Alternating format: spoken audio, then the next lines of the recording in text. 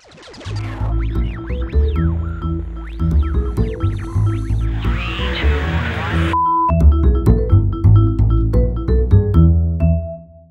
everyone and welcome back to TulipTV.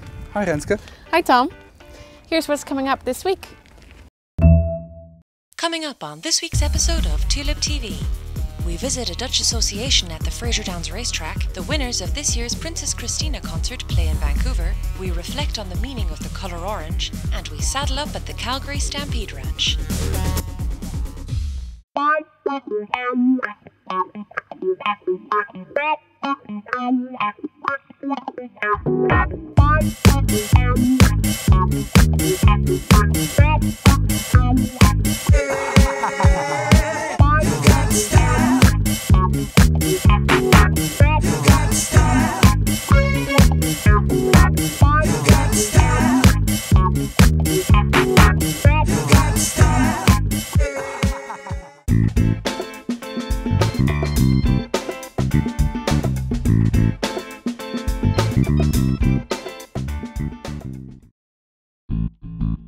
This program is sponsored by Dutch, the full-color English language magazine about the Netherlands and its people, at home and abroad. Canada to Leave is the online community for the Dutch living in Canada and the Canadians living in the Netherlands.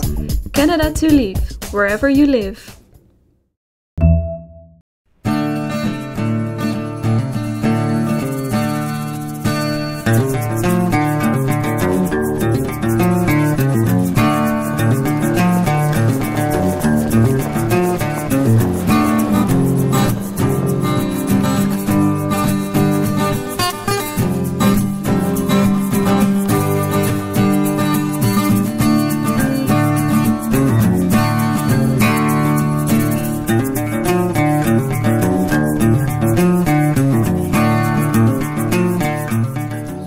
The racing manager here at Fraser Downs.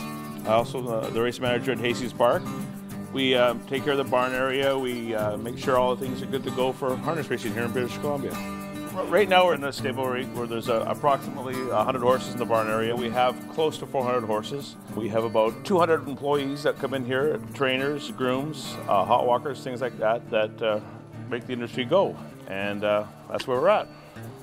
This is a trainer's barn. They're all owned by different people. There's big groups, small groups, lots of different trainers, all kinds of, different things that go on here. Just not one person. So are the drivers that drive them in the race the same drivers that train them, or do they come in later? There's lots of drivers that come in. They're catch drivers. There's also drivers that train horses as well. They try to make a living any which way they can, so they're always working. In their prime racing, I think their best years are probably 4 and 5 and 6 years old. But the big money, when you can make the most money, is 2 and 3 year old, because there's lots more stakes races for them to run into, and you try and get a good young one for sure. That gets them on the right track. What happens to them when they are older, when they're like 6, 7, when they are done with racing? What happens to the horses? Oh, 6 and 7 is still young. We go like when they're 11, 12, and things like that. Lots of them go to be riding horses. Lots go to the Amish. They go everywhere. They're such a strong, hardy horse. They go and go and go. They're not like a thoroughbred's more of a petite animal. A standardbred can go for miles and miles and miles. It doesn't get tired. They're an amazing animal.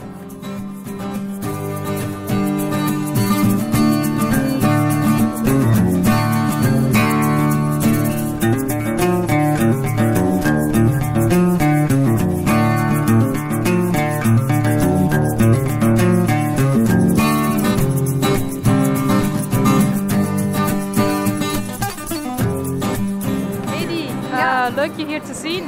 Dank je voor je uitnodiging. Met hoeveel mensen ben je hier vandaag? Ja, we zijn hier vandaag met 50 Nederlanders. Voor de eerste keer. We hebben dit nooit eerder geprobeerd. Ja. En zijn jullie allemaal paardenkenners? Kennen jullie wat van racing of is het gewoon voor de gezelligheid dat jullie hier zijn? Ja, voor de gezelligheid zeker, want we weten helemaal niet wat we doen. Vertel eens over Maintiendrai. Wat betekent die naam precies?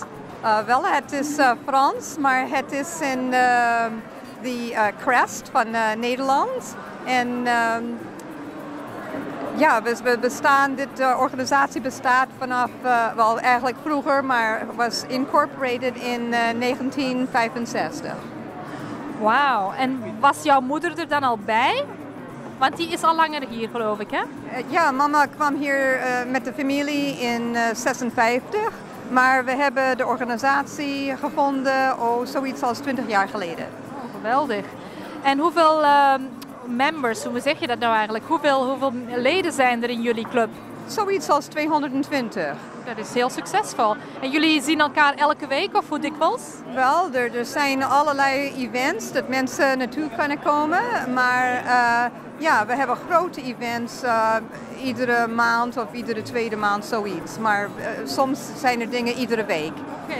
En kost dat iets? Is het kosteloos of moet er een bijdrage betaald worden? Wel, als iemand lid wil worden, dan is dat $35. Maar, per jaar? Ja, voor 12 maanden. En dan wens ik je nog veel succes ermee. En ik hoop dat we je nog eens zullen terugzien bij TulipTV. Wel, hartelijk bedankt. Ja. Graag gedaan. Dankjewel, een prettige dag. Ja, dag.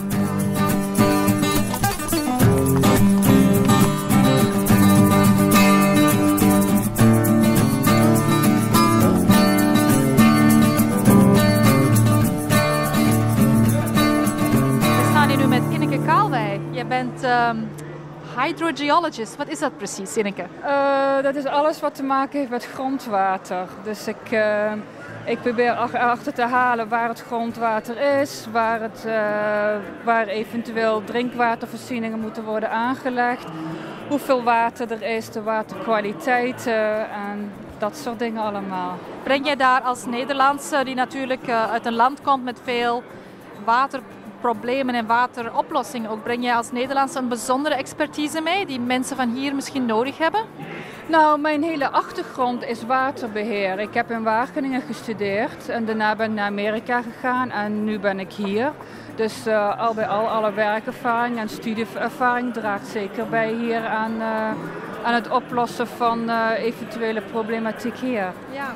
En heb jij in je beroepsleven ook nog contact met Nederland? Ik passeer zeker toe wat ik geleerd heb, pas ik hier toe. Met name waar ze hier heel erg mee bezig zijn is integraal waterbeheer. En ik ben in Wageningen echt opgeleid met het concept van integraal waterbeheer. Wat wil dat zeggen? Dat wil zeggen, je kijkt niet alleen naar technische aspecten, je kijkt naar economische aspecten, sociale aspecten. Dus het hele pakket, zeg maar. Okay. En nu ben je hier vandaag bij Fraser Downs in een Nederlandse groep. Je hebt daar een nieuwe rol gekregen, heb ik gehoord. Wat is je rol hier? Ik heb gevraagd of ik secretaris wil worden. Dus ik heb besloten om dat te doen, om zo op die manier ook bij te dragen. Oké, dus jij gaat op de centjes letten dan? Of wat betekent dat gewoon? Ze hebben nog niet verteld wat ik precies ga doen. Dan wens ik je er veel succes bij. Oké, dank u wel. Ja.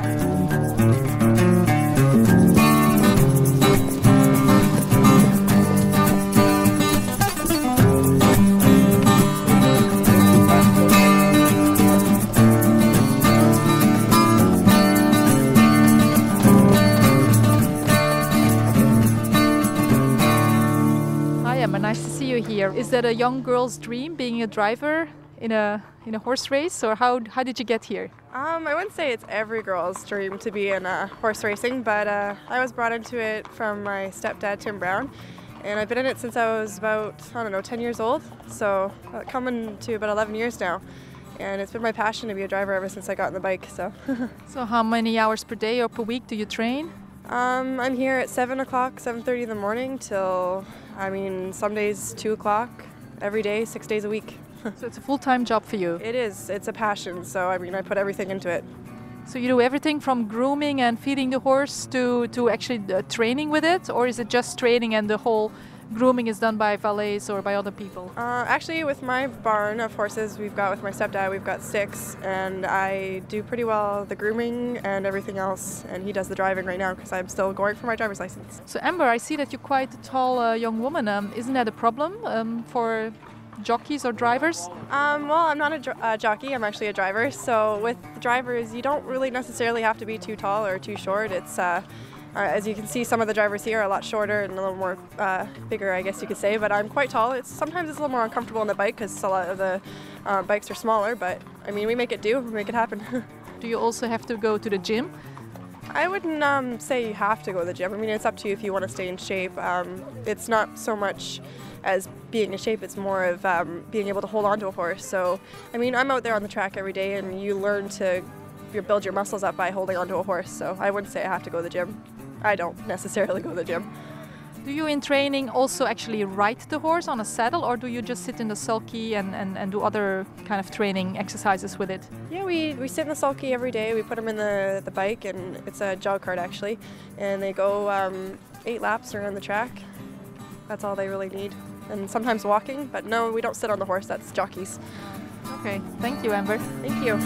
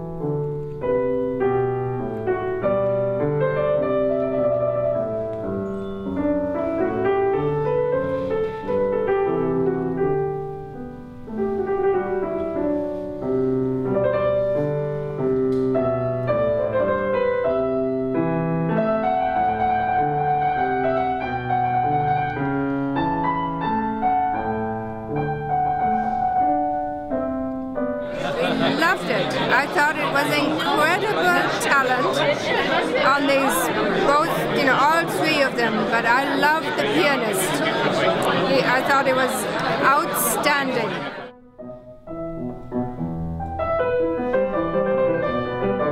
The venue is absolutely incredible.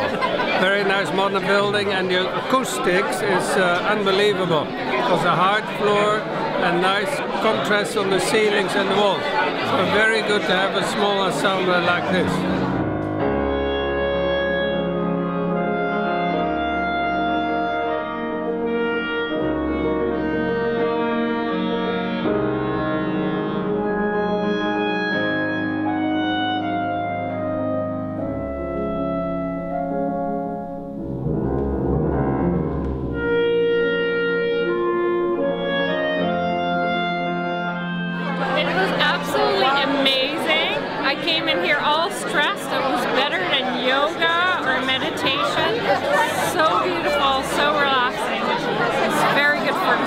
It is becoming a tradition indeed, and we are very happy that again we have the Princess Christina Contest.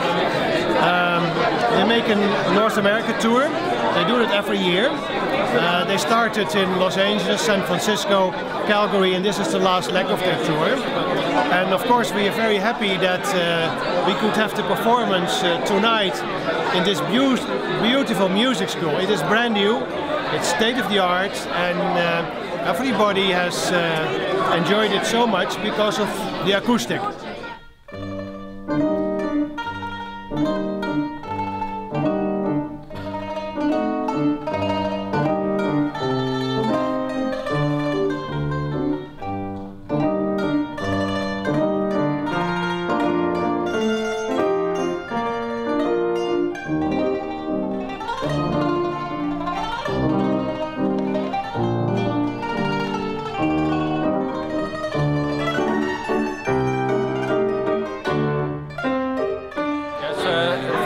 This is the first time in Vancouver. I've been only once to North America, and further we only have been traveling within Europe. I've been playing the piano since I'm 6 years old, so that's 12 years now, and I also started playing the organ at the age of 12, and I've been doing that since then, both. My mother is a guitarist. I knew the guitar, but I didn't play it myself. Up till last 2 months ago I started playing a bit and grew my nails, but I'm not very good at guitar playing, also only mandolin. We met for this tour and we have had some rehearsals of course, and we enjoy playing together very much, so maybe in the future we will continue doing this.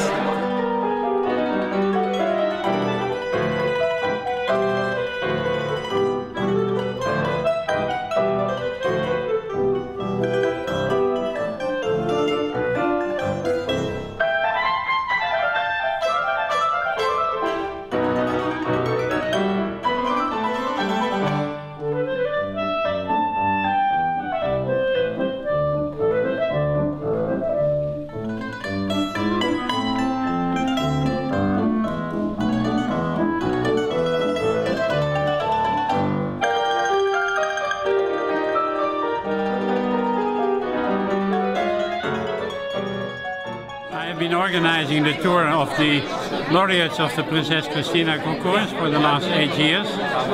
We've had 27 of these very talented young musicians in North America, in Washington, in San Francisco, Los Angeles, Calgary, Vancouver, and I hope to continue doing it for the next coming years. It's very interesting, and for them it's of course a great experience to have a tour overseas and a tour in North America.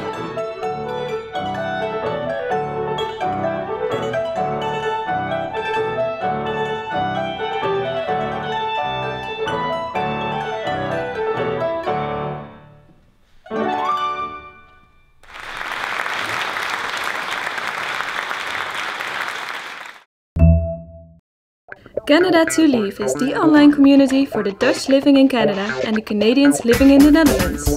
Canada to Leave, wherever you live. This program is sponsored by Dutch, the full-color English language magazine about the Netherlands and its people, at home and abroad.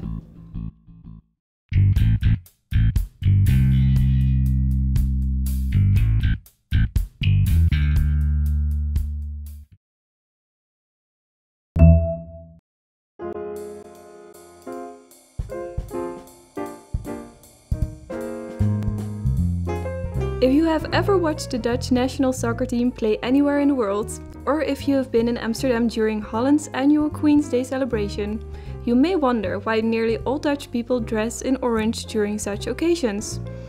After all, the colors of the official flag are red, white and blue.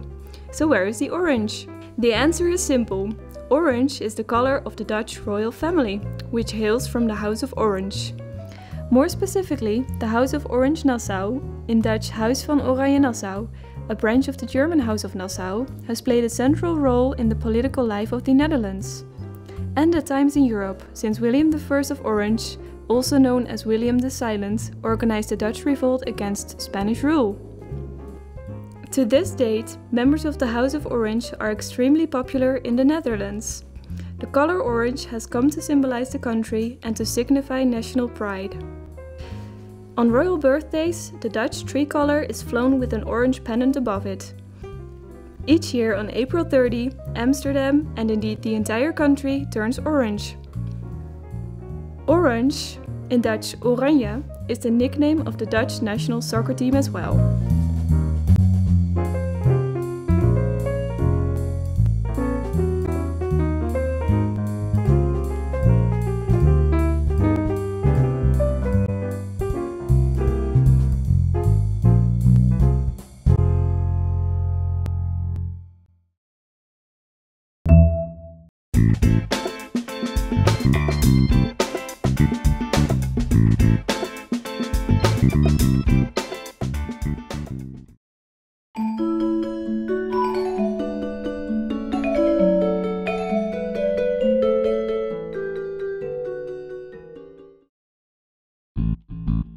This program is sponsored by Dutch, the full-color English language magazine about the Netherlands and its people, at home and abroad.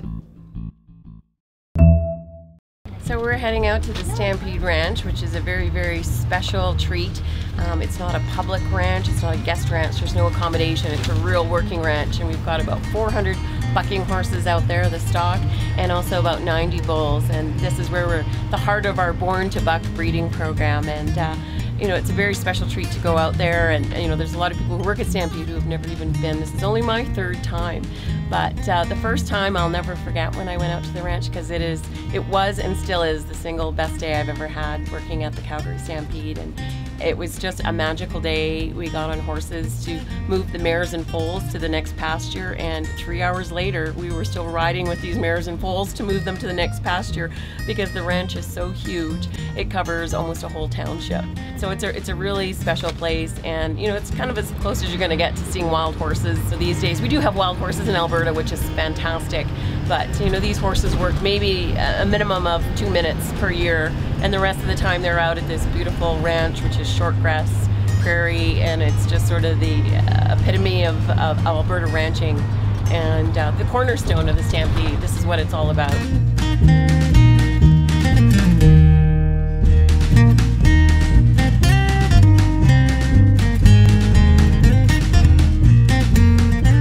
started riding bulls in 1995. I was 15. Before then I rode steers and actually went to the Canadian finals. Actually won the Calgary Stampede as a steer rider. Did you?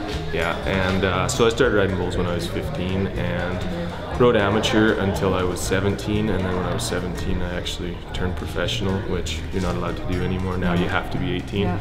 I was actually the last guy to get that opportunity, and then they changed it that year, so then they grandfathered me, same as hockey helmets in hockey. I do come from a line of rodeo people, no bull riders in my family, and no real professional rodeo cowboys, a lot of amateur ones and that. And FCA and all that. Yeah, and and even date back farther to like really amateur rodeos, when it was the local fair and stuff like that. How did your mom feel about you becoming a bull rider? My mom was great. I think she hated it and didn't want me to do it, but she never said a word, and she was very supportive. So looking back on it from a mother's point of view, I think she swallowed her pride and did let me do what I wanted to do, which I'm very thankful for. There's still times I'm more nervous about losing than I am nervous about getting hurt or anything. Speaking of hurt, you don't have very many scars. No, I don't lead with my face very much. I lead with other things, but I've been pretty fortunate. I've definitely had injuries. I broke my femur once, which is a big bone, and that was a while. And broke my fibula and tibia, so it's my traveling stuff that I have trouble with my walking legs. And I tore my bicep off once. But other than that, for my career and as long as it's been, I've been very fortunate. Well, that's good. Now what's the plans? I got a few years left in me to ride bulls. I'm not going to pretend that it's not, coming to an end, because it is. I'm getting older. But, I'm just going to keep riding and for a couple more years, and then me and my wife have started a ranch and got quite a few cows in that now. So. And where's your ranch? Just north of Strathmore, just north and east of Strathmore. So we're going to kind of do that and raise our kids there, and hopefully we'll see where life takes us.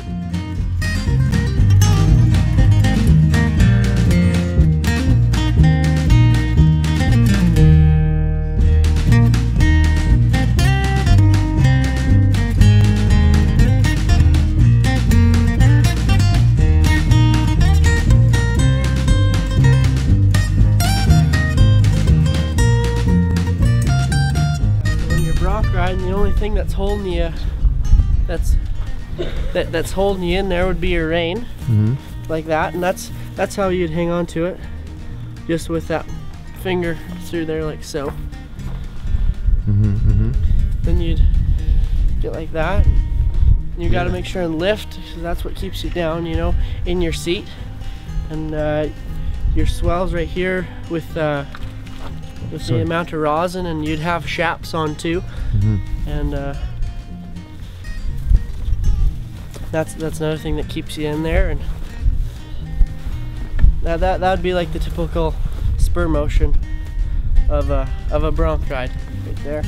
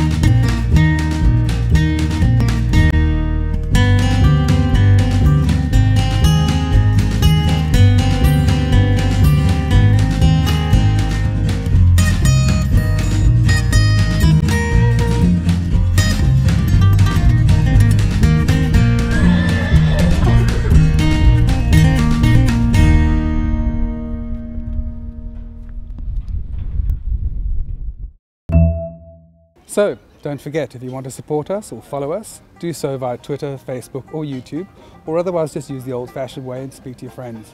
And if you want to donate, go to our website, click donation or email us. Dag! Dag allemaal!